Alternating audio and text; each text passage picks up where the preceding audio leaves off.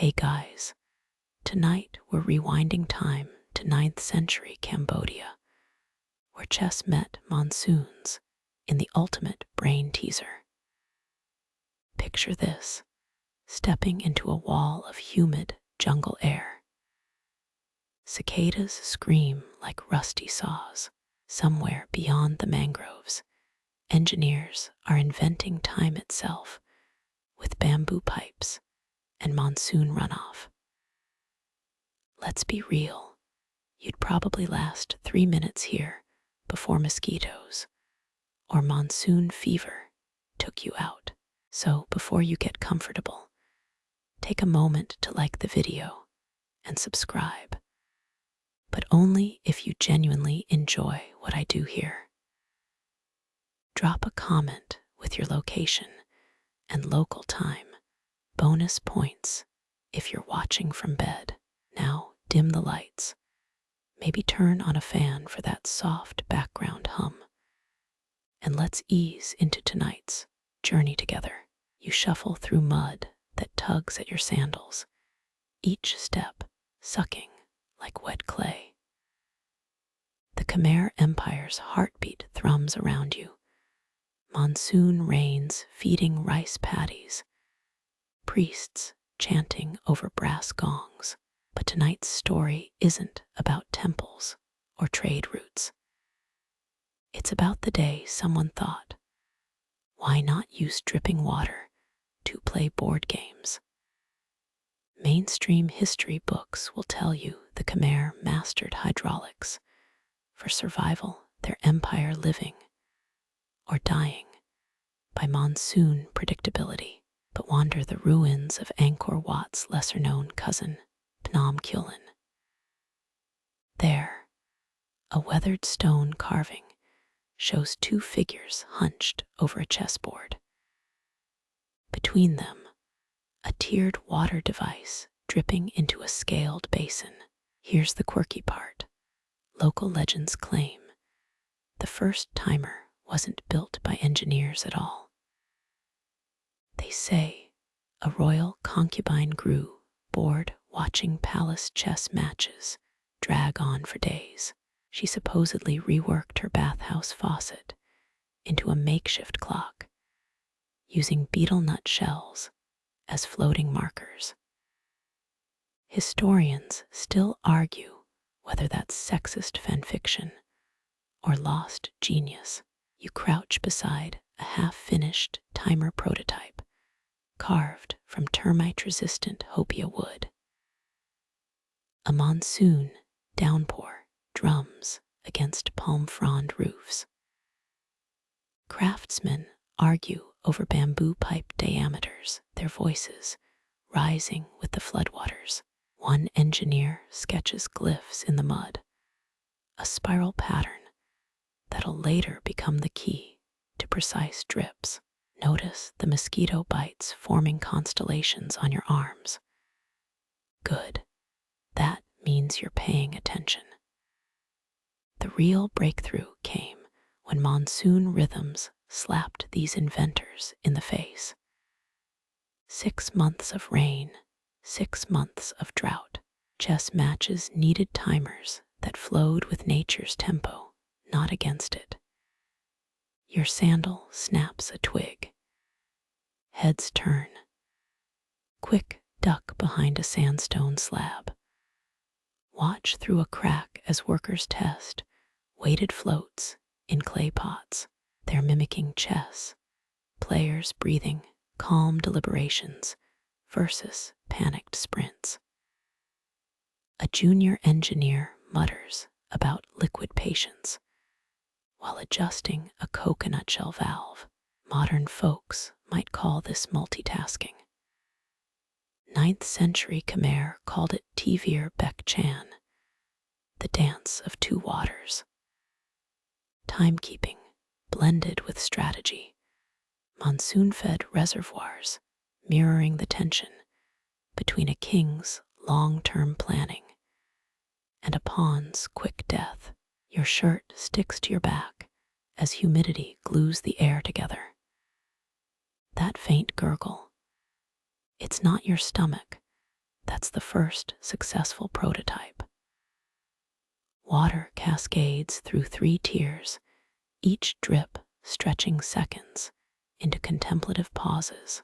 The head engineer scribbles calculations on a palm leaf, then promptly loses it to a sudden breeze.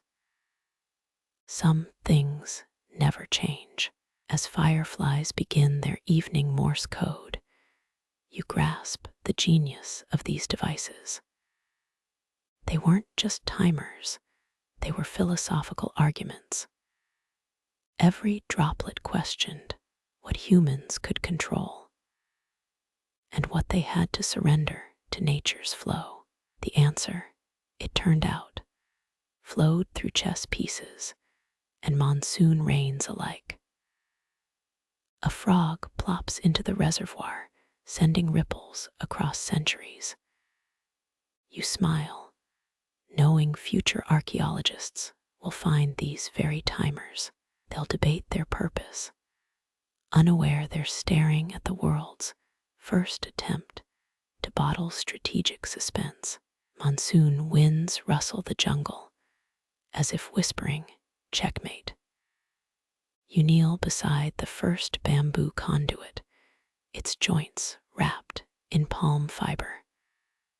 A drop plinks into a copper basin below. This isn't just plumbing, it's gravity's own time signature. 3 tiers of laterite reservoirs loom above you, each spillway calibrated to a chess move's breath. Monsoon rains once filled the top pool, 97 liters. If you trust the Sanskrit etchings in Bang Melia Temple, the genius, they didn't fight the downpour's chaos. They weaponized it. Your finger traces a valve shaped like Makara's jaws. Mythology meets fluid dynamics. Historians still argue whether these dragonfish carvings directed water flow or scared lazy maintenance crews into diligence. Either way, when you pour a coconut shell of river silt into the uppermost basin watch, the first 5 minutes drip freely, a tactical sprint. Then sediment clogs the primary bamboo, forcing water into narrower overflow channels. Suddenly, each move gets costlier. Here's the quirky bit temple guides won't tell you: workers chewed betel nut to test humidity levels. If their spit dried too fast, they postponed calibrations. Monsoon air warped wooden gears, so engineers switched to lacquered bamboo strips. They're still intact in museums, flexible but unyielding, like a chessmaster's poker face. A hand-cranked counterweight system hides beneath the 3rd tier. Add river stones to slow the drip, remove them to hurry fate. Modern recreations prove 4 pebbles equal a 7-second delay, but try telling that to the 12th century nobles who accused opponents of timer tampering. Spoiler, nobody challenged the guy with elephant bodyguards. You'll notice no 2 overflow channels spiral the same. Some say engineers copied termite mounds' natural ventilation. Others whisper about coded maps to Angkor's hidden libraries. The truth's drier centuries of trial, error, and monks. Obsessive note-taking. Lean closer. Hear that? The final pool's hollowed log resonator amplifies every droplet, a liquid countdown. It's not the ticking of gears. It's the heartbeat of a strategy sweating through silk robes. Miss your move, and the last splash echoes like a gong of shame. Now imagine maintaining this beast. Chroniclers mention water doctors who adjusted timers using star positions. Cloudy night, they'd release trained fireflies into the pools. The insects, bioluminescence, reflected on the water, a makeshift constellation clock. Did it work? Let's just say losing players blamed buggy calibrations for centuries. The real magic hides in the fail-safes. A backup cistern kicks in if the main reservoir empties, buying you 3 extra moves. But here's the kicker. It's fed by condensation from the chamber walls. That's right. The system drinks its own sweat. Talk about sustainability. One debate still simmers. Were these timers designed to encourage time pressure, or humble players with time's irreverence? A broken valve discovered in pre-con shows claw marks. Some claim it's vandalism by a sore loser. Others insist a macaque mistook the mechanism for a mango dispenser. You chuck a pebble into the middle pool. Ripples distort your reflection, ancestral engineers smiling through the distortion. Their lessons clear. Time isn't conquered. It's persuaded. One calibrated drop at a time.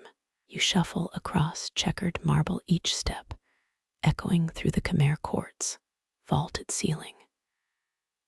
Before you, a chessboard inlaid with charred meteorite fragments. Envoys from rival kingdoms perch on elephant leather cushions, fingers hovering over jade elephants. The air thrums with beetle nut breath and monsoon dampness. Remember those bamboo pipes from earlier? Here, their drips dictate diplomacy. A cam diplomat shifts, his silks sticking to teakwood. The rules are merciless. 3 missed moves, and the water clock's gong voids your treaties.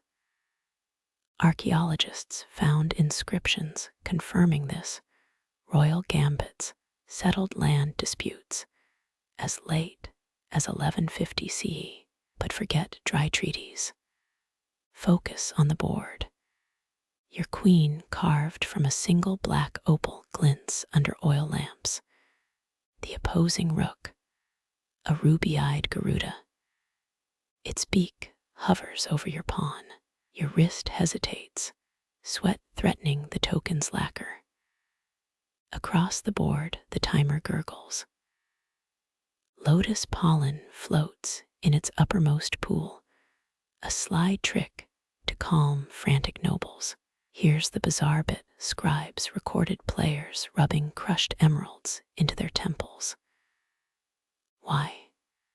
They believed it cooled the mind against time's fever. Didn't help the guy who lost seam reap over a blundered bishop. The water clock exhales, a droplet smacking brass.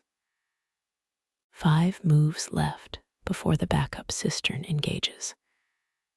You push a pawn, its base scraping stone.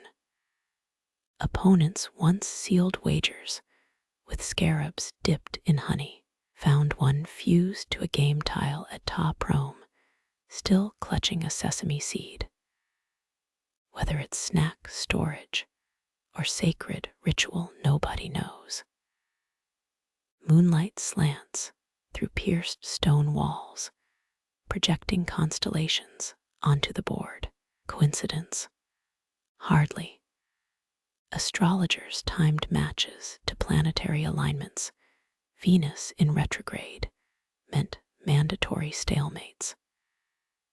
Historians still argue if the star-led stalemate rule was spiritual or a way to dodge bad bets.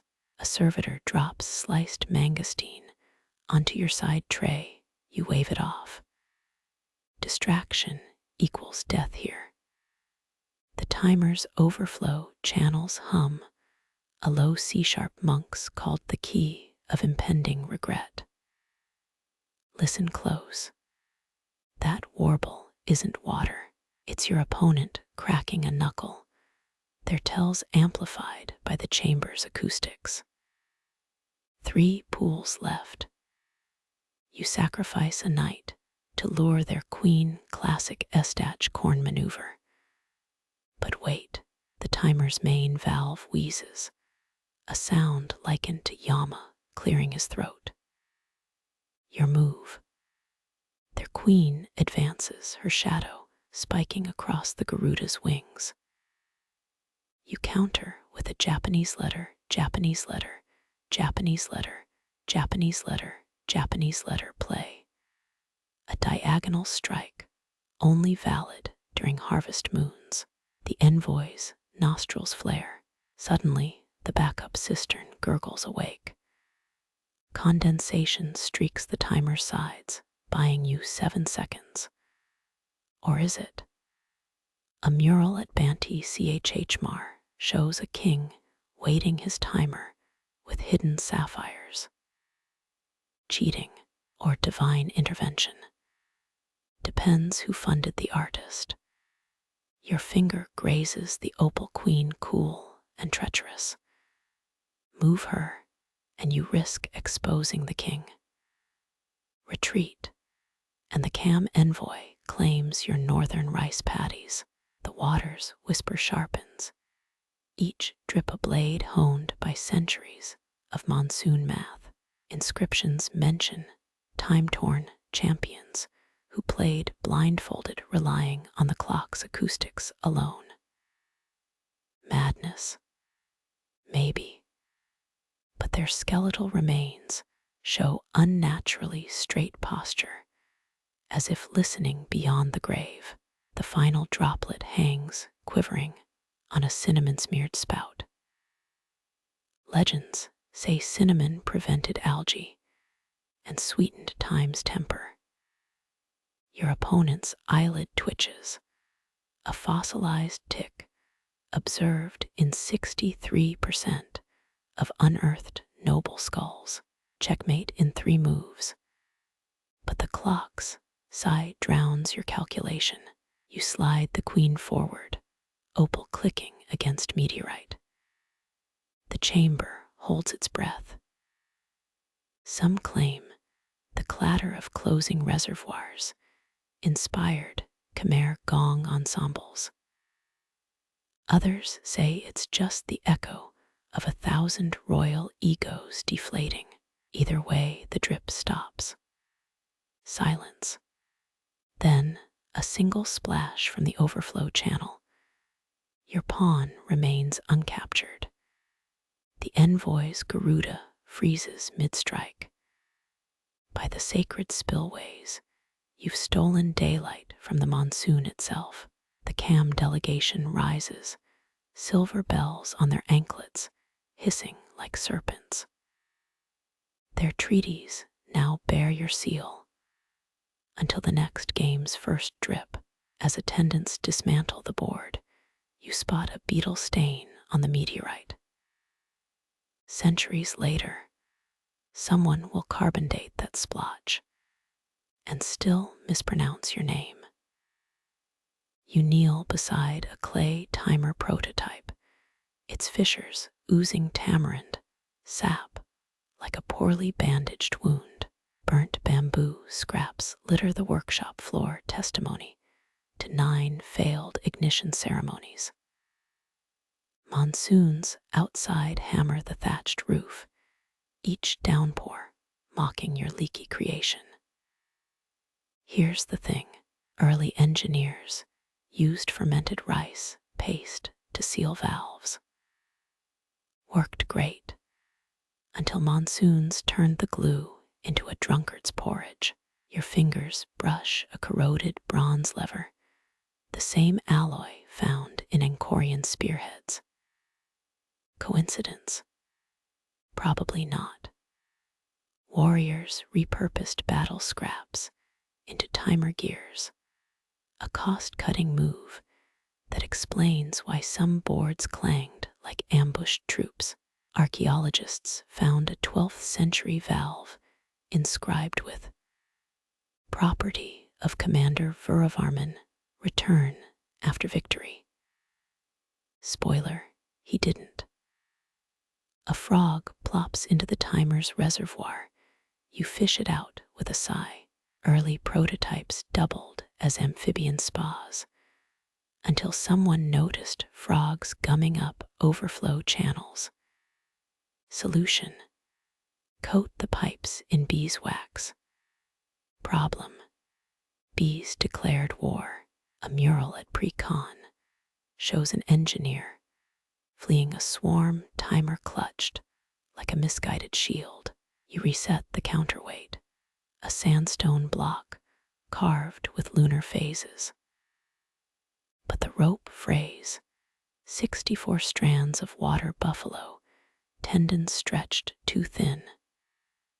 Screw up the math here, and the entire cistern becomes a tabletop tsunami.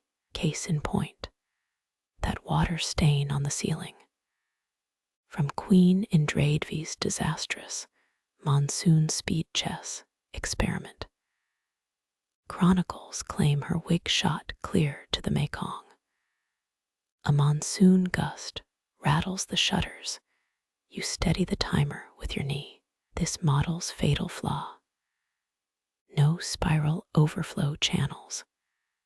Early versions used straight spillways, a design that flooded Bengal ambassadors mid-match. Historians still argue if those accidents were engineering fails or political hits dressed as clumsiness. You dribble river water into the feeder bowl. It trickles through a valve shaped like a naga's fang. Clever, except when mineral buildup clogs the serpent's venom ducts. Hence the chisel marks on this valve, some engineer's desperate attempt to unclog destiny. Legend says artisans added ruby dust to the alloy to honor the Naga's mythic wrath. Lab tests proved it was just iron oxide. A dragonfly lands on the inflow pipe, its wings syncing with the drips. Natural metronomes, maybe why later timers incorporated hummingbird feathers in their pendulums. Wait, you spot a crack in the reservoir's base. Quick, pack it with lacquered cotton. Too slow, water snakes across the board, drowning your pawn in a miniature bay on moat. 3 chambers overflow before you kill the main spigot. So much for testing. Ever wonder why early chess pieces weighed a kilogram each? They doubled as emergency flood barriers. Found one in a seam reap dig site, a rook still crusted with 11th century algae. You sketch a new valve design inspired by lotus stems, spiral waterways. Genius, until termites devour your papyrus blueprints. An apprentice suggests palm leaf parchment instead. You throw a chisel at him, it embeds in a cedar pillar. Later generations will carbon date that chisel and invent entire conspiracy theories about ritual tool sacrifices. Nightfall brings fireflies and a breakthrough. What if the valve responds to pressure, not gravity alone? Carve a float chamber from balsa wood. Let rising water lift the plug gradually. You whittle until your knuckles bleed. The prototype hisses, a sound like a satisfied cobra. As the float stabilizes the flow, dawn reveals the truth. Your revolutionary design was already scrawled on a temple's rear wall, complete with childish doodles of elephants. Humility check. Then, innovation. You add a monsoon-adjusted counterweight, sandbags replaced daily by astrologer-approved laborers. Test run. The timer ticks without drowning the board. Victory. Until you realize the overflow's steady drip is just a gecko peeing into the cistern. Back to the drawing board, literally. This time you sketch while dangling upside down from a ceiling beam. Royal engineers swore this posture aligned Khmer ingenuity with the star's torque, made their blueprints nauseating but effective. Your final valve design uses tension cords spun from monastery-weaved silk. Forbidden. Only if the high priest notices his sacred banners are missing fringes. The timer purrs, a rhythmic glug-glug, as precise as a court poet's meter, until the silk snaps, slicing through a water jug. You're mopping up when a royal messenger arrives, scroll in hand. His anklet bells jingle with news. The king demands a working model by Rahu's next eclipse. 3 days, you smile, the way a condemned prisoner smiles at a sharpened axe. Time to raid the monastery's banner collection again.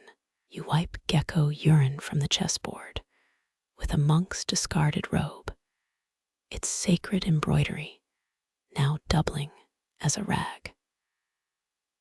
The snapped silk cord coils at your feet, a guilty reminder of borrowed temple banners. But the king's eclipse deadline looms, so you raid the workshop's scrap pile. Your fingers brush a half-carved Naga serpent, its stone scales rough under your nails. Here's the thing, every timer frame bore these serpentine gods, their coils representing monsoon-fed rivers. Archaeologists found a 12th century valve etched with 7-headed Nagas, matching reliefs at Angkor Wat's entrance. You chip away at a sandstone channel, reshaping it into a cosmic serpent's spine. Metalworkers hated this part. Carving scales caused chronic wrist tremors. Hence, the bone needles found in dig sites, early Khmer acupuncture for overworked artisans. A mural at Ta Prohm shows engineers soaking their hands in lemongrass balm, medieval occupational therapy. But let's be real, it probably just smelled nice. The reservoir's base gets a Makara sea monster motif, its gaping mouth swallowing drips. Legend claims a royal engineer dreamt that Makara spit out chess strategies. Hence the groove here mimicking a throat, symbolic or functional. Both prototypes without Makara carvings had 23% slower drainage. Coincidence? The high priest said no.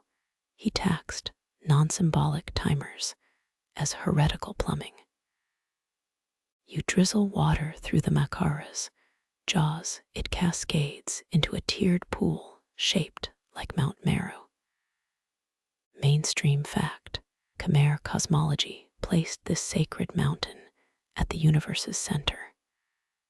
Your model miniaturizes it, bragging rights for mortal kings. The 5th tier's spout jams, you dislodge a crushed beetle nut. Apprentices, always snacking where they shouldn't. A cicada carcass floats past the Naga's fang valve. You hook it out with a lotus stem. Early timers had this problem, insects mistaking reservoirs for burial ponds. Solution, line the edges with chiliol moats. Quirky tidbit, Dig sites in pre-Vihir revealed chilly fossilized cockroaches, still pungent after 9 centuries. Your current model uses lemongrass oil instead, less scream-inducing during cleanings. The monsoon outside mirrors your timer's flow, torrential, then trickling. Engineers saw divine impatience in rain's rhythms, each droplet's impact on the reservoir, an echo of Indra's war drums. You adjust a spillway, its angle copied from Bayon Temple's rain gutters. Genius or plagiarism? Court poets called it architectural flattery. Moonlight glints off your chisel, you're engraving miniature waves onto the outflow rim. Symbolism alert. 3 waves for earth, water, sky, plus a 4th, hidden ripple representing celestial nagas. Historians still argue whether that 4th wave was spiritual or just an engraver's hiccup. Find one intact timer in Banti Chhmar. Its 4th wave suspiciously resembles a doodled duck. Dawn reveals your nearly finished timer nagas coiled around Meru, Makara grinning with wet fangs. Test time. You pour a jug in the sacred mountain's tears, fill evenly. Victory. Until you notice the base carving, you accidentally gave the sea monster crossed eyes. Quick smear turmeric paste to correct the gaze. The king's astrologer will be half blind from staring at Rahu's eclipse anyway. A royal messenger coughs, you jump, scattering lacquer brushes. His eyebrow arches at the Makara's derpy stare. Innovation, you blurt, praying he's myopic. He nods, stone-faced.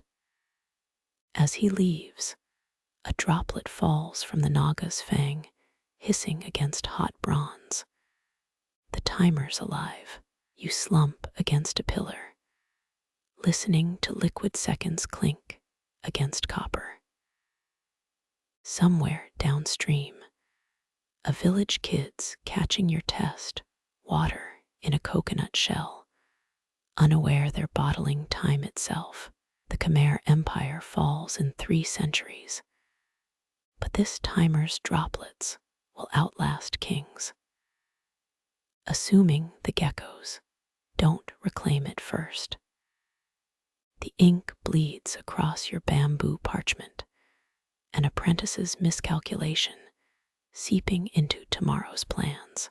Stagnant water pools around the Naga's tail, your latest timer prototype choked by its own flow. Early engineers faced this daily, reservoirs swelling until gears seized. Mainstream fact, Angkor's barrays, massive reservoirs, used overflow channels to prevent breaches during monsoons.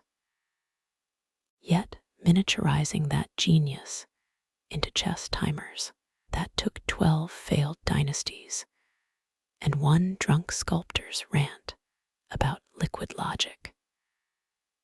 You chisel a spillway along the timer's northern rim, a shallow groove angling downward.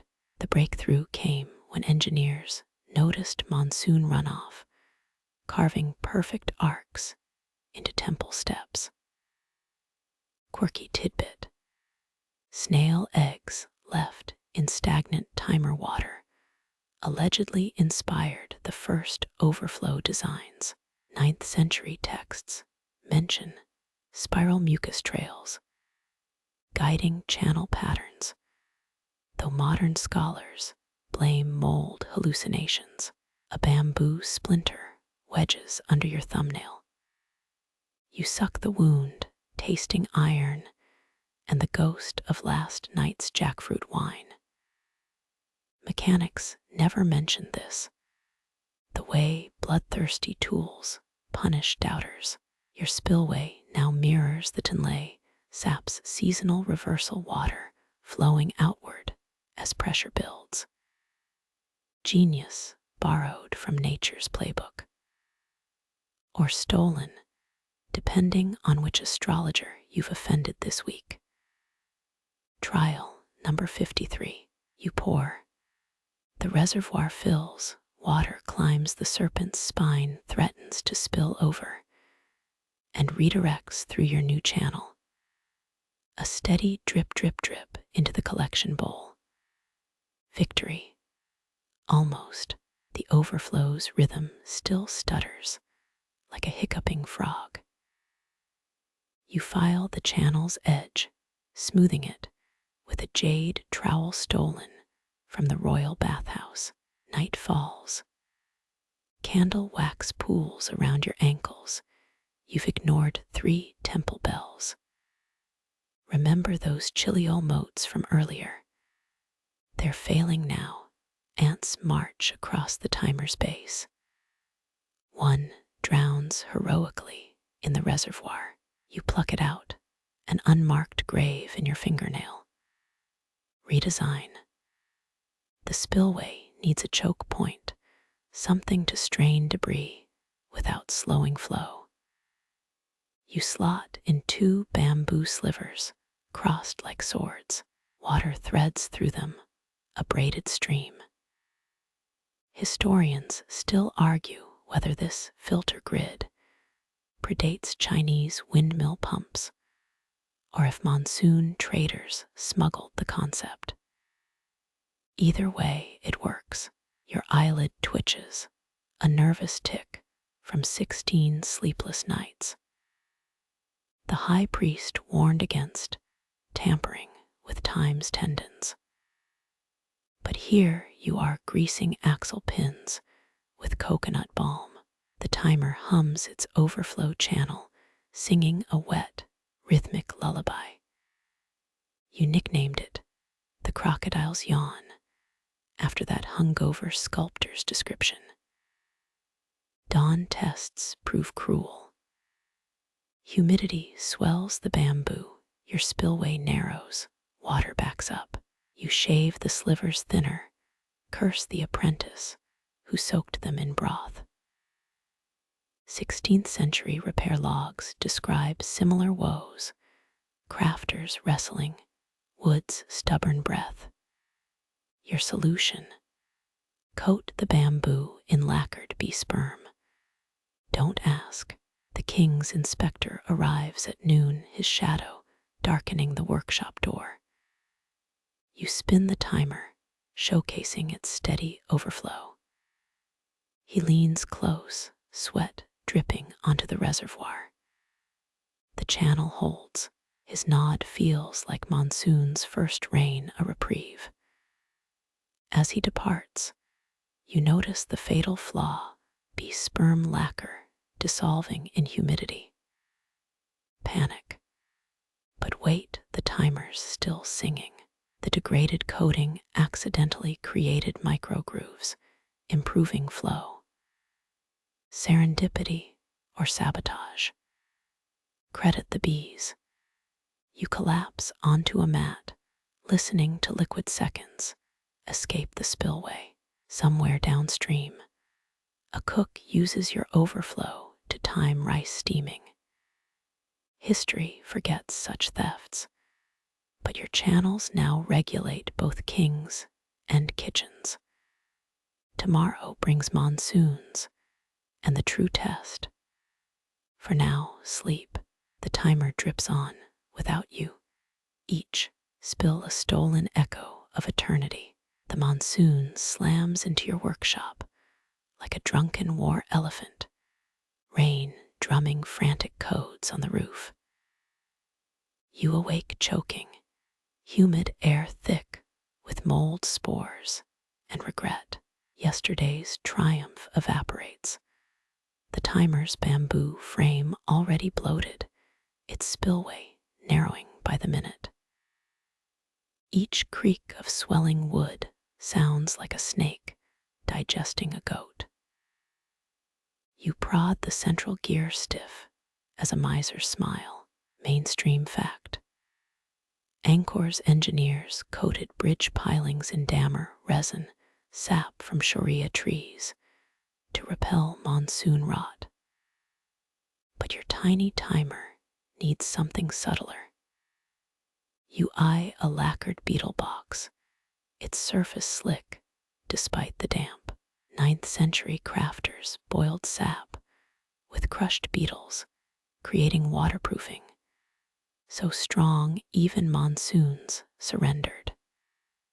The recipe: boil until it smells like durian-flavored shame. Your first batch of lacquer bubbles ominously, a tar-black brew stinging your nostrils. The high priest's scrolls warned against bee-sperm experiments. But here you stand, stirring resin with a monk's stolen chopstick.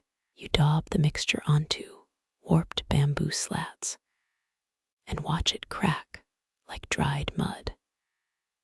Failure number 27.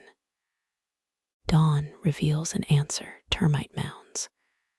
Those resilient towers shrug off monsoons, their saliva-glued walls mocking your efforts. You raid a nest, ignoring angry drones dive-bombing your earlobes. Mixing termite spit with palm resin births a sticky elixir, its stench rivaling fermenting shrimp paste. But it works. The coated bamboo repels water like a duck's back. Disaster strikes at noon. A lacquered gear snaps mid-test, springing loose to behead a clay Naga statue. The head rolls its stone eyes judging you. 16th century repair manuals called this Wood's Rebellion, humid expansion, stressing joints beyond endurance. Your solution: carve micro grooves along gear teeth, letting fibers swell without collision. Rainwater infiltrates your workshop, a persistent drip between your shoulder blades. You engineer a thatch overhang using stolen temple tiles, angling runoff into a drainage channel. Bonus: it doubles as a shower for overworked apprentices. Their groans echo through the downpour, a chorus of soggy discontent. Historians still argue whether monsoon-proofing tech spread from Khmer roof tiles to Japanese ship caulking. You're too busy wrestling a bronze pivot rod, its rusted hinges screaming louder than a gutted boar. Palm oil solves the squeal, but attracts rats. Now you're greasing gears while fending off whiskered looters. A discovery changes everything: warped bamboo's hidden gift. Those swollen slivers pressing against the lacquer, they've sealed microscopic gaps you never noticed. Humidity isn't the enemy, it's an overeager collaborator.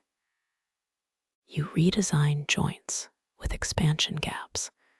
Let the monsoon do the fine-tuning. The king's inspector returns, pacing as you demonstrating the timer's newfound resolve. He scowls at termite spit residue staining his sleeve. Innovation stinks, he grumbles, but approves the design. His seal of approval smells like fermented shrimp and vindication. Nightfall brings unexpected visitors, Chinese envoys huddled under lotus leaf umbrellas. They poke your lacquered timers, muttering about similar techniques in Luoyang. You serve them betel nut wine, pretending not to notice their scribes sketching your spillway designs. Monsoon winds carry secrets, or perhaps coincidences. Let scholars bicker over credit. Your timers outlast the rain as storms rage. You nap beside the workshop's new drains, listening to runoff chime in bronze collection bowls. Each droplet sings secured by beetle resin and pilfered ideas. Somewhere, a termite queen rebuilds her empire. Somewhere, a rival engineer curses your name between sneezes. You dream of wood that breathes, expanding and contracting like a loyal heart. The timer ticks on, its gears swollen but steadfast, monsoons gnawing vainly at lacquered edges. Tomorrow brings new leaks, new solutions, new thefts from nature's playbook. For now, let the rain lullaby whisper what every Khmer child knows. Survival's not about staying dry, it's learning to dance soaked. A Javanese spice trader barges into your workshop, monsoon runoff still dripping from his waxed linen cloak. He sniffs the air, termite resin, and palm oil, then zeroes in on your surviving timers, liquid clocks for chess. His grin reveals beetle-stained teeth. My camels can haul these to Siam if they survive the mud. You haggle by candlelight, 3 timers for a sack of Sumatran pepper and a Malayan tapir's tooth. Mainstream fact, 14th century shipwrecks off Borneo carried Khmer timers packed in rice husks, early anti-humidity tech. Your buyer stuffs his purchase into oilskin pouches, already plotting markup prices for Siamese nobility. The tapir tooth becomes a makeshift gear cleaner, its ridges perfect for scraping gunk from pivot holes. Caravans transform your timers into nomadic celebrities. Tibetan salt merchants use them to time horse races across the steppes. A Vietnamese tea seller claims their drip-drip mimics monsoon rains, ideal for fermenting par. You hear rumors of a Sumatran prince who plays chess inside a water clock, his moves synced to the reservoir's drain rate. Historians still argue whether Khmer timers inspired Ottoman incense clocks, or if convergent ingenuity struck twice. The Chinese envoys return bearing a gift, a Luyang water timer with suspiciously familiar spill channels. Their engineer eyes your lacquered gears, murmuring about independent breakthroughs. You serve mangoes and silence, letting the shared clink of pouring liquid time fill the room. Monsoon heat bakes the trade roads into cracked earth. A Siamese caravan master complains your timer's drip keeps scaring his oxen. Sounds like a spitting cobra. He devises a muffler using elephant ear fibers later adopted by Korean envoys for stealthy night negotiations. Oddest adaptation. A Javanese shadow puppet troupe uses a modified timer to cue scene changes. The drummer swears monsoon rhythms sync with water drops, creating rain opera. You attend a show, watching bamboo gears cast looming shadows of Rama and Ravana. The climax. A valve opens, dousing the oil lamp with a dramatic hiss. Your workshop becomes a crossroads of theft and tribute. A Khmer sailor swaps a timer for Tang Dynasty silk, underwear, the fabric, allegedly smuggled in a coconut. A Champa poet scribbles verses on your lacquered timer base, claiming the resin preserved his ink during a typhoon. Monsoon winds shift, carrying sandalwood smoke and gossip. Traders whisper of a Persian chess club using timers to handicap nobles. Less water for better players. You imagine a vizier sweating over evaporating seconds, his crown tilting sideways as he scrambles to move a rook. Disaster strikes when leaky timers mold a shipment of cam textiles. The merchant storms in indigo-dyed hands, waving rotten silk. You compensate him with a monsoon-proof model, its spillway guarded by a carved naga. It becomes a status symbol, a Thai warlord later burying one with his favorite concubine. Chess boards evolve to match the timer's spread. Burmese craftsmen inlay grids with monsoon jade, each wet season deepening the stone's green. A Malaccan sultan bankrupts his treasury, commissioning solid gold pieces, only to lose them in a timed match against a Portuguese mercenary. One full moon, a Tamil astrologer arrives with star charts and a desperate plea. His temple's water clock imploded during a lunar eclipse. You retrofit a timer with zodiac carvings, charging him 7 years' worth of cardamom. Rumor says it still counts down to eclipses in Madurai, though skeptics blame leftover beetle wine hallucinations. As trade routes boom, so do knockoffs. Shan Hill tribes sell bamboo time sticks that combust after 6 moves. A Cambodian blacksmith forges iron timers, their rusty drips staining entire chessboards orange. You find grim satisfaction when the Chinese envoys replica gears jam, their smug smiles rusting shut. Monsoons come and go, your original designs now warring states' prizes. Yet the purest legacy surfaces in a Malay fishing village. Kids play chess with pebble pieces timing turns by watching tide pools drain. No lacquer, no gears, just saltwater kissing stone.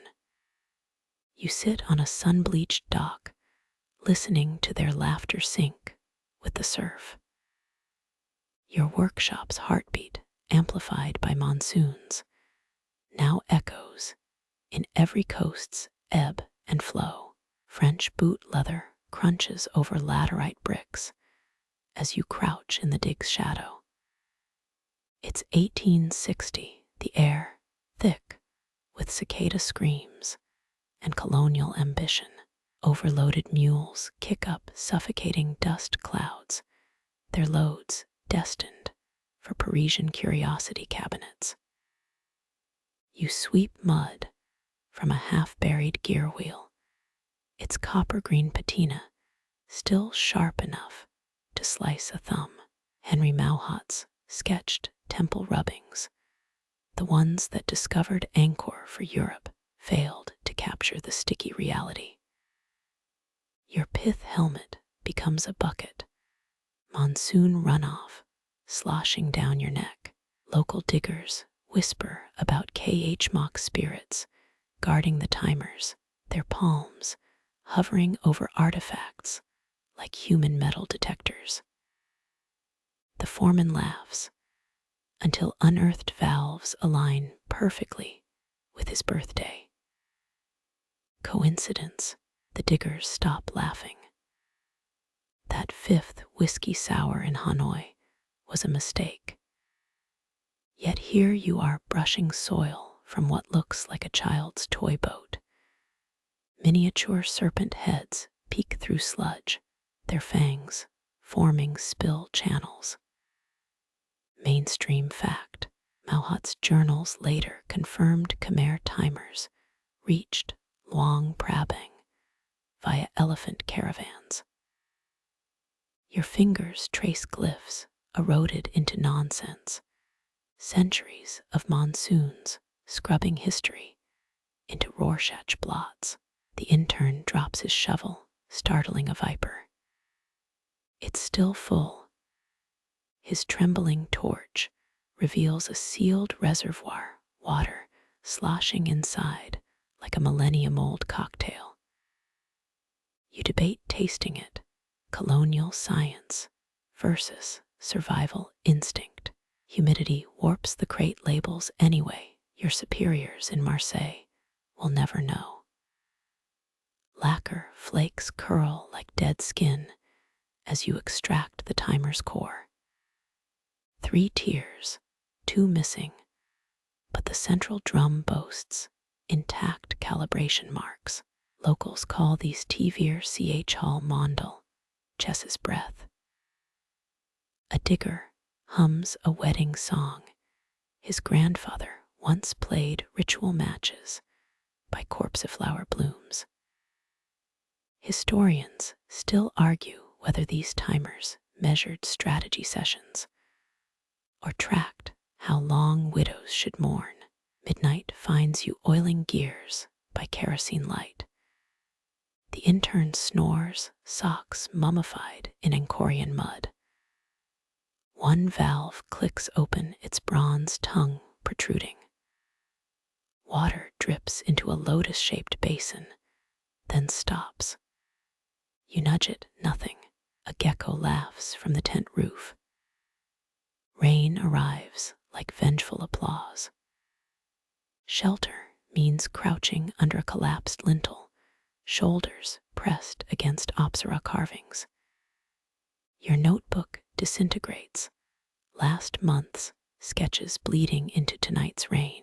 A Khmer porter offers beetle nut, his teeth glowing scarlet in lightning flashes. Careful with the small gears, he murmurs. They hold widow's tears. You pretend not to understand his French. Dawn reveals the miracle. Mud displaced by runoff has cradled a fully intact regulator. Palm fibers bind its joints, swollen tight as ship ropes. Xuan, the cook's daughter, traces spill patterns with a stick, same as fish scales in termite-sap. She shrugs. You suddenly see it, fractal drainage channels mirroring river delta maps. 3 generations later, Swiss engineers will patent similar designs for ski resort snowmelt systems. The crate bound for Marseille grows heavy with stolen time. Xuan slips a bamboo chip into your pocket, carved with indecipherable numbers. For protection against drowning, she insists, you board the steamer, its smokestack obscuring the stars. Somewhere below decks, the timer drips softly into its new crate, counting down to an unwritten future. Marseille salt crusts your lips as cargo handlers roll the dripping crate ashore. The timer's song has changed. Shipboard vibrations gave its bronze tongue a drunkard slur. Peering through a splintered plank, you count 9 clay reservoirs stacked like overturned tortoise shells. Each leaks rusty fluid onto customs documents, the harbor master's signature dissolving into Rorschach blooms. Mainstream fact. X-ray scans in the 1980s proved Khmer clay contained termite saliva, binding agents tougher than Roman concrete. You chip a fleck into your pocket. Colleagues at the Société Géologique will either cheer or call the police. The 3rd reservoir's spigot juts out, a bronze frog midleap. Its throat sports glyphs, worn smooth, likely rainfall measurements from a king's reign. Here's the kicker. An intern's thermos lid fits perfectly over the frog's mouth. Should have patented that in 8th century Cambodia, you mutter. Palm resin seals ooze black sludge. When heated, the crate's been baking in Provençal sun. Your penknife scrapes away gunk to reveal gears shaped like chakrams. Blood pools on the dock. You nicked a finger, testing their edges. Xuan's bamboo chip glows in your pocket, numbers now legible as part numbers. Historians still argue whether sungwood resonators were musical aids or anxiety amplifiers for losing players. A customs agent pokes the timer's main drum. It hums D-flat. His partner freezes. That's the same tone as my mother's death rattle. Convinced, quirky tidbit. A 1920s archaeologist claimed the resonators would came from ghost trees, forests allegedly planted by lovelorn princes. Modern dendrochronology says it's common teak, but good luck convincing the tarot crowd at Marseille's dockside bars. The regulator's guts spill onto a workbench, 3 valves, connected by what looks like a dinosaur's vertebrae. Each segment's etched with crow's feet markings, alignment guides for monsoon season adjustments. You balance a valve on your notebook. It rolls toward a sketch of Xuan's face. Coincidence or genius-level Khmer gyroscopics. Midnight oil smears your cuffs as you reassemble the core. The central drum accepts 12 bamboo pins, each representing a zodiac animal. Missing the rabbit. Your assistant swears he placed it beside the rat. Together, you upturn waste bins, only to find the rabbit pin clenched in the janitor's sleeping bulldog. Dew soaks the lab's skylight as you test the overflow channels. Water takes 17 breaths to climb from turtle reservoir to frog spigot. 7.3 seconds by your pocket watch, a number sacred in Khmer astrology. The intern restrains you from drinking the runoff. What if it's 900-year-old beetle nut spit? Sunrise reveals the timer's final secret, a compartment sealed with lacquered elephant hair. Inside, 4 stone dice carved with monsoon deities. Contemporary rules texts never mention gambling, but these loaded cubes scream high-stakes endgame. You let them roll, they land showing 4 different gods. The intern scribbles calculations, rain probabilities based on divine arguments. By noon, the timer's fully operational and fully malicious. Every 12 minutes, its sungwood resonator blats like a dying goat. Colleagues start forgetting lunch invites. The frog spigot clogs unless fed drops of pastis, proving 8th century Cambria foresaw French alcoholism. That missing rabbit pin now lodged in the director's office door, a furry middle finger to modern posterity. Storm clouds mirror your deadline panic. The demonstration looms. Aristocrats expect clockwork perfection, not a liquor-dependent artifact croaking obscenities. Xuan's bamboo chip finally decrypted. It's not numbers. It's a recipe for snake venom antidote. your elbow deep in cobra glands when the timer chooses violence. Its central drum ruptures, soaking blueprints in fermented reservoir water. The scent, rotting mangoes and regret. Through the steam, you see it, serpent gears still spinning, chewing through time like a paper shredder. Whispers follow you home.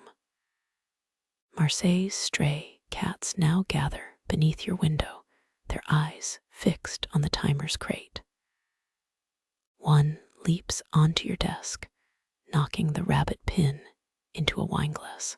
Ancient Khmer hydraulics mix with 20-year-old Bordeaux, and something pulses in the murk. You grab a pipette. Rain taps Morse code on the roof as the concoction bubbles. 4 a.m. The glass overflows.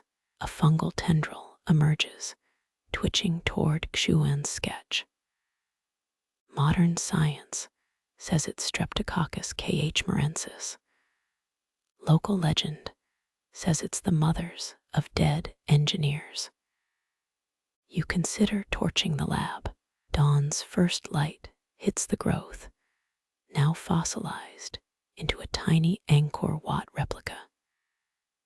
Its towers cast shadows matching the timer's calibration marks. The janitor's bulldog howls at it, then pees on your briefcase. Some discoveries refuse to behave. The fungal temple replica sweats beads of Bordeaux red liquid, each drop hissing against calibration marks. You lean closer, right as a globule snaps upward into your nostril. Coughing, you taste 8th century monsoon runoff and Cabernet, plus notes of canine participation. The timer's resonator emits a wet chuckle. Priests once spent lifetimes studying bubble trails in these devices. Their scrolls claiming foam patterns predicted droughts. Mainstream fact: a 2010 excavation uncovered stone tablets listing 32 approved water whisper interpretations. Rule 6: a clockwise spiral during high humidity signals Shiva's favor. You check the fungal ooze.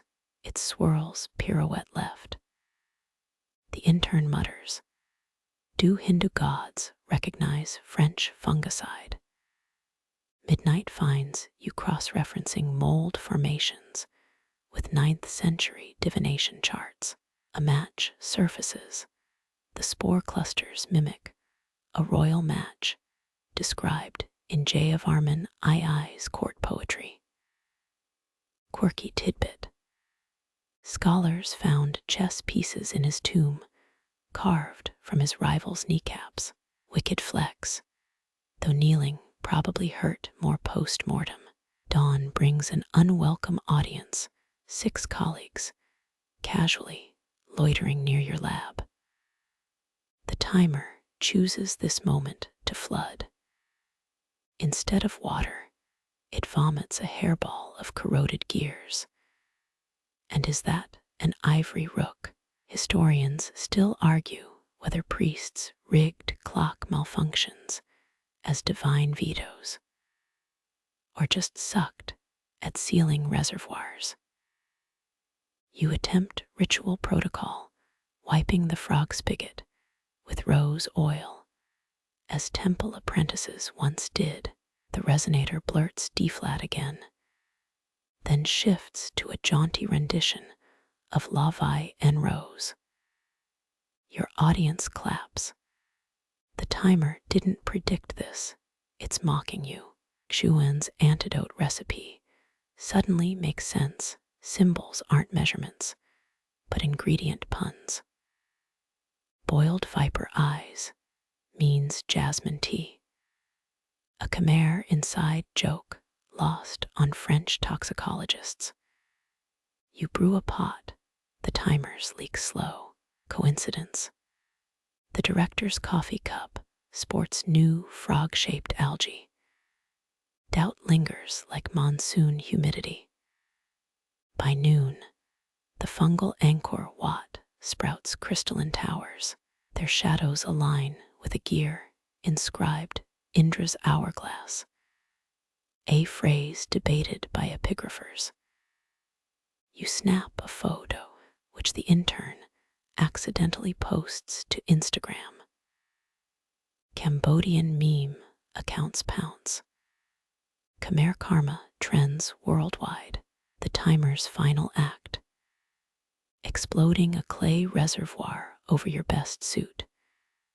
Embedded in the shards, a prayer strip threatening eternal chess losses to meddlers.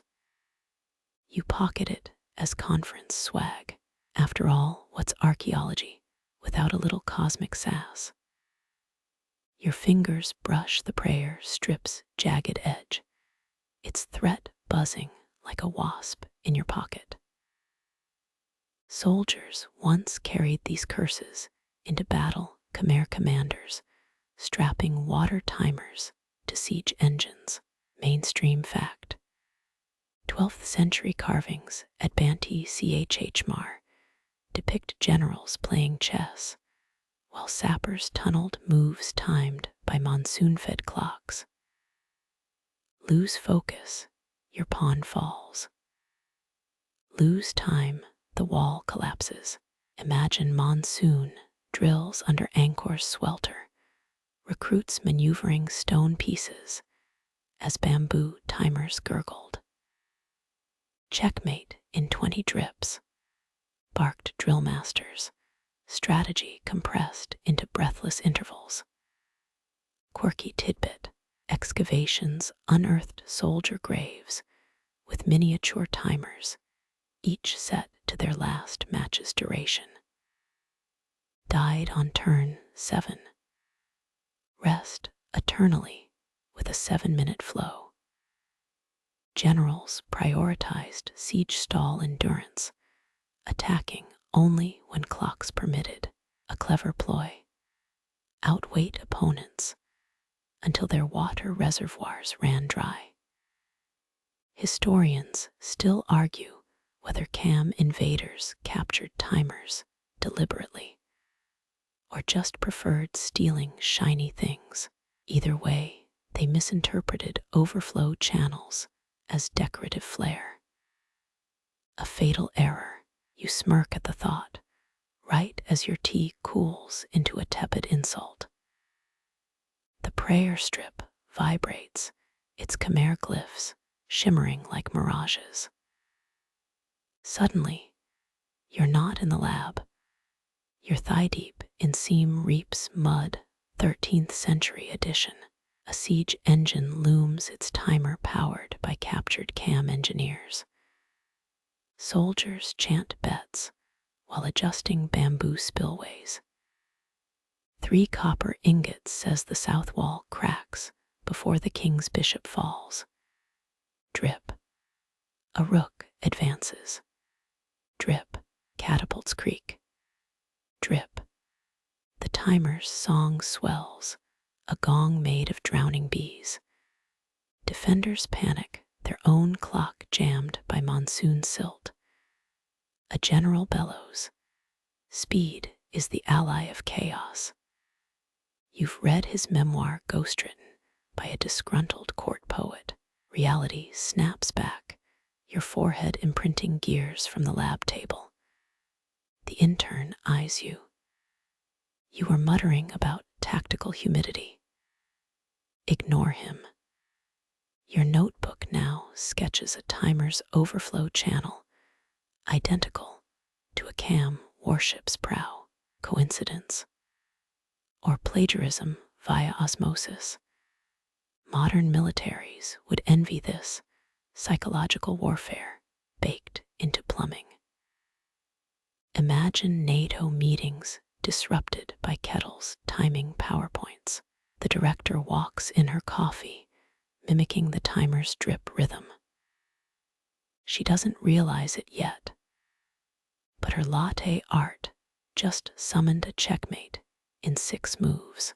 Your smirk fades as the latte's foam morphs, patriotic rosettes becoming a coiled naga serpent. The office fluorescents buzz like overworked temple flies.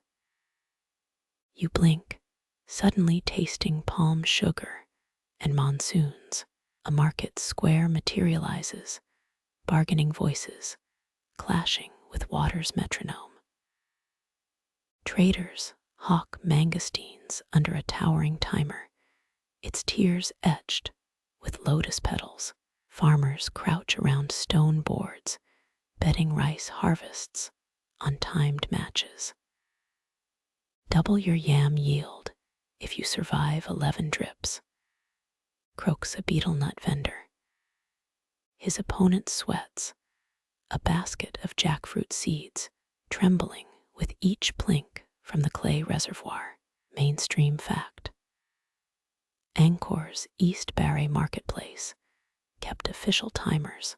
Carvings show judges fining cheaters with extra monsoon labor.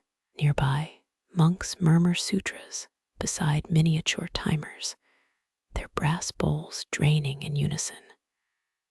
When the last drop falls, chanting stops. One novice giggles, repositioning his bowl to buy time for a tricky mantra. Quirky tidbit, a 14th century meditation mat was found with timer marks burned into its corners. Scholars suspect a gambling abbot timed his enlightenment attempts. You drift toward a spice stall, its owner using a turtle-shaped timer to ration saffron. Faster moves mean cheaper prices. She winks. A sailor argues over peppercorns, his pocket timer set to the tides. Losing means paying double before high water. The air thickens with star anise and desperation. Monks aren't immune. A fresco fragment shows holy men playing karma chess against their own timers, draining reservoirs to mirror their breath's rhythm. Meditate too slow. The clock outpaces you. Rush. Your focus drowns in the spillway. Historians still argue whether these games were spiritual exercises or just covert rage against monastic curfews. Rain drums the market's awning, droplets sinking with a dozen timers. Puddles become mirrors, reflecting games played centuries apart. A coconut seller accuses a rival of tilting his timer. Their shouting blends with the downpour until the adjudicator's gong drowns them out. Reality shimmers your hand, now clutching a lukewarm tea labeled Herbal Focus Blend. The intern's phone alarm chirps, a sampled water drip tone. It's for productivity, he insists. You nod, fingering the prayer strip's frayed edge. Its threads mimic the timer's overflow channels. Or is that pareidolia talking? Office noises warp into barter cries and bronze gongs.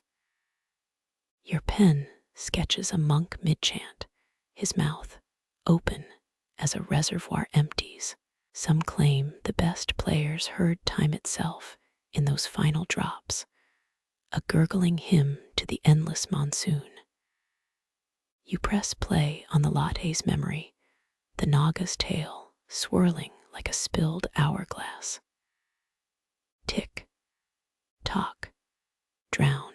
The prayer strips fibers unravel like time-lapse roots as monsoon static buzzes through office speakers.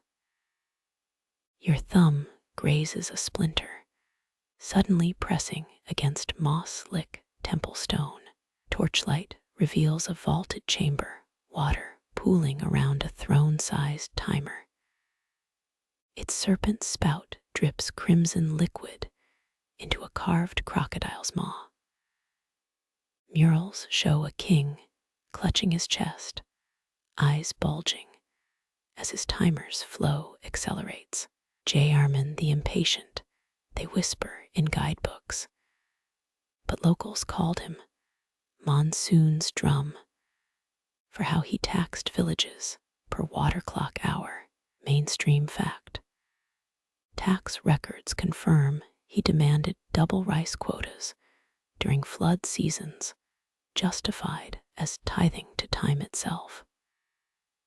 A caretaker nudges you toward a shattered timer base. Touch the repair lines, she insists.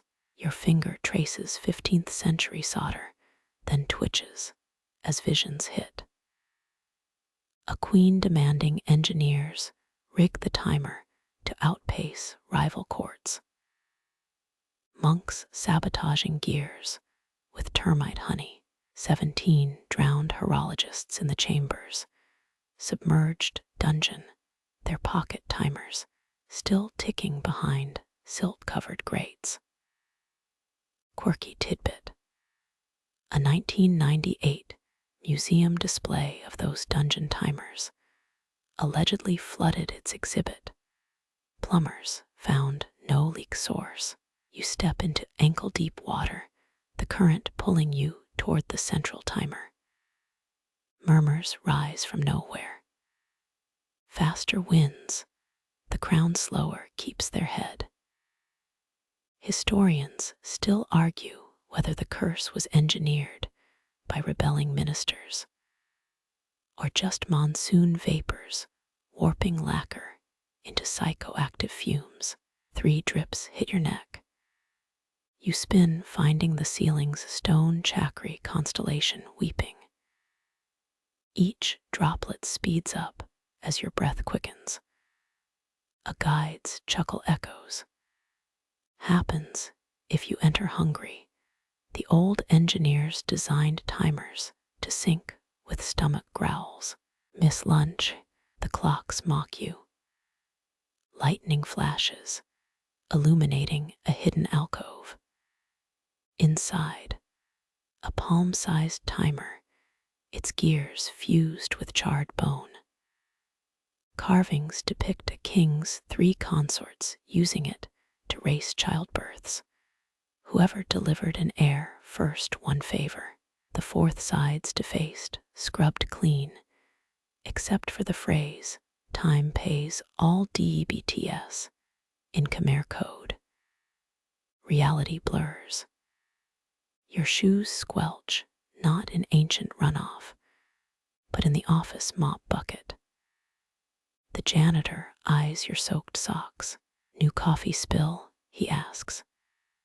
Before answering, you notice his cart's wheels, their squeak matching the cursed timer's drip rhythm. He shrugs. Lubes on backorder. Sometimes the building sings. Rain hammers the windows as you fingerprint dab the last puddle into a timer shape. It dries too fast, edges cracking like parched riverbeds. Some claim the curses linger in analog glitches, Wi-Fi drooping at 3:09 p.m., elevators stalling for 66 seconds. You check your watch. The second hand hesitates, just once before marching on. The watch's hiccup lingers in your wrist hair like static cling, until a taxi horn outside snaps the spell. Your damp sock squelches toward the elevator, but the floor buttons glow liquid bronze. Now, their numbers warping into Khmer numerals. Swiping your security card reveals not offices, but a Geneva workshop where steam curls around wristwatch prototypes. A silver-haired horologist adjusts loops shaped like Angkorian temple gates. The overflow principle, she murmurs, polishing a turbulent cage modeled after Khmer spillways. Mainstream fact. Master watchmaker Philippe Duffer cited these timers in his 2010 lecture. They harnessed chaos, we're just catching up. You lean too close, breath fogging a display case. Alarms blare as humidity sensors panic. The engineer sighs. Happens whenever we test monsoonal alloys. She slides you a prototype. Its rotor spins with water THICK Chinese letter, each wobble mimicking ancient reservoir turbulence. Behind her, a wall-sized schematic glitches. CAD drawings of springs bleed into 9th century palm leaf blueprints. Historians still argue whether Khmer engineers anticipated Bernoulli's principle or just idolized the swoop of kingfishers diving. A pocket timer materializes in your palm, its bronze warm as fresh blood. Carved dragons spiral around the face until you notice their tails form the Rolex crown. Hybrids unsettle newcomers, laughs the engineer. She points to a basque of Silicon Valley tech bros, ogling a diamond-crusted timer. That one's got nanofluidic channels and zero karma. Your shoes crunch discarded prototypes. One ticks irregularly, its balance spring replaced with braided monsoon grass. Quirky tidbit, a reclusive trillionaire, claims this model cured his insomnia by syncing with Cambodia's wet seasons via satellite. Dusk leaks through skylights, casting grid patterns that mimic Angkor's water temple lattices. The engineer dims LEDs. Watch. Moonlight hits the workbench, activating hidden carvings. Glyphs swim across brass like eels, forming instructions for maintaining flow states during Mercury retrograde. Buzzing zips past your ear. A hummingbird-sized drone drops a scroll in your coffee. Unfurling, it reveals patent schematics and Sanskrit graffiti. Time pays all DEBTS. The engineer snorts. Swiss IP lawyers hate that part. Reality stutters. You're back in the elevator, holding a janitor's leaking canteen. Its rivulets etch Pythagorean symbols into linoleum. The doors open on boardroom chaos, executives screaming about quarterly monsoons. A junior intern mouths, "Help," while calibrating a presentation timer, its countdown syncopated like monsoon rains. You pocket a rogue gear from the snack tray. Its teeth are miniaturized Naga serpents, each scale a micro-engraved prayer for clement tides. Some claim corporate America runs on pirated Khmer water algorithms. Now, stock trades timed to tie reservoir levels. Rain resumes as you exit. Uber tires hiss through puddles, their spray arcing like seam reap fountain displays. Your phone buzzes with a notification. Hydroponic watch update, 66% SYNCED. The screen ripples, a cartoon crocodile devouring pixelated minutes. Mid-sigh, you spot the watchmaker's shop across the street. Its window overflows with hourglasses containing liquid moonlight, and one chipped timer labeled used in trial of Monsoons drum. 802 CE. The proprietor waves you in her apron, stained with horological glyphs. Fixing legacy systems, she asks, already threading a cobra-shaped mainspring into your watch. Somewhere, a jungle downpour accelerates. Somewhere, a CEO's solid gold timer implodes during a TED Talk. Your wrist thrums, the repaired watch now ticking with the patience of reservoir-fed rice paddies. The janitor's cart squeaks by again, its wheels spraying mist that smells of lotus pollen and PCB flux. He winks, dangling a keychain shaped like J. of Armin's infamous spillway. Lube's here, he says, but the building still hums midnight monsoon rhythms if you lean against the east wall. Your watch's second hand marches, steadied. Yet the faintest droplet sound echoes behind each tick. The watch's pulse melts into your veins, steady as monsoon rains meeting ancient spillways. City noises blur a distant honk, dissolving into cricket song. Your breath sinks with the ticking inhaling rusted bronze, exhaling lotus pollen. Moonlight pools around your wrist, the dial's carved serpents now still coiled in silent guardianship.